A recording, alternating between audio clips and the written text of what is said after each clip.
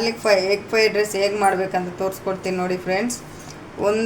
ಒಂದೂವರೆ ಸ್ಪೂನ್ ಖಾರದ ಪುಡಿ, 1 ಸ್ಪೂನ್ ಕಲ್ಲುಪ್ಪು, ಬೆಳ್ಳುಳ್ಳಿ ಒಂದೆರಡು ಬೆಳ್ಳುಳ್ಳಿನ ಬಿಡಿಸಿಟ್ಕೊಂಡಿದ್ದೀನಿ. ಇದನ್ನು ಮಿಕ್ಸಿಗೆ ಹಾಕಿ ರುಬ್ಬಬೇಕು.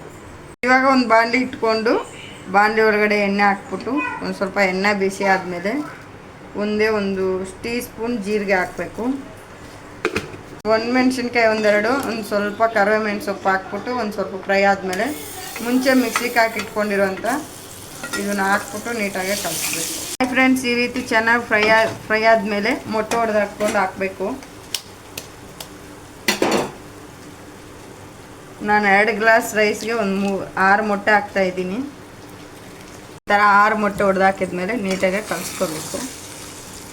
ಧನಿಯದ ಪುಡಿ, ಒಂದು ಸ್ವಲ್ಪ ಜೀರಿಗೆ ಕೂಡ ಹಾಕಬೇಕು. ನೀಟಾಗಿ ಫ್ರೈ ಆದಮೇಲೆ ರೈಸ್ ಹಾಕ್ಕೊಂಡು ಮಿಕ್ಸ್ ಮಾಡ್ಕೋಬೇಕು.